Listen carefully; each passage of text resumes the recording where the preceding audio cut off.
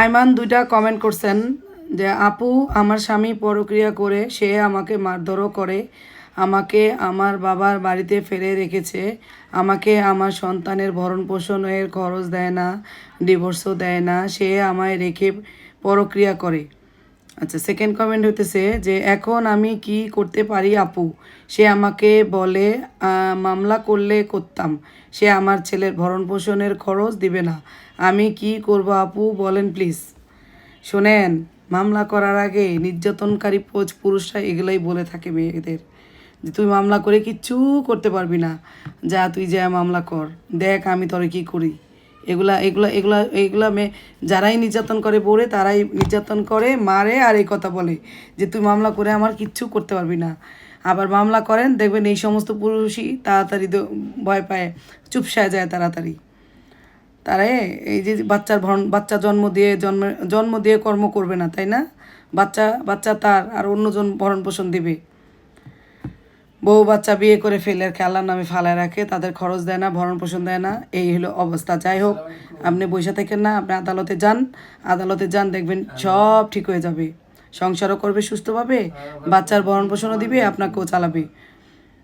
যদি না দেয়, আপনি কেন তার আশায় থাকবেন? আপনি কাজ ঠিক করেন, নিজের কাজ করেন, বাচ্চাটার জন্য নিজেকে মানে কর্মঠ বানান। তার আশায় থাকলে তো আপনি দুঃখে দুঃখে মরতে হবে। যদি দেখেন যে সে ঠিক হয় নাই, আপনি নিজে কাজে লেগে যান, মামলা চালান পাশাপাশি। যদি সে আপনাদের সাথে সুস্থভাবে থাকে, ওকে ফাইন, আর যদি না থাকে মামলা সাজা করান। একটা তো হাসিল হবে, হয় সুন্দরভাবে সংসার, আর নয় সাজা। সাজা করলেও তো আপনি সার্থক।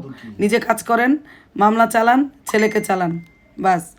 আপনি মামলায় যান, সে তার বাচ্চার 18 বছর পূর্ণ না হওয়া পর্যন্ত বাচ্চার ভরণ পোষণ দিতে সে লিগেলি বাধ্য। আপনার দেনমোহর দিবে, আপনার ভরণ পোষণ দিবে।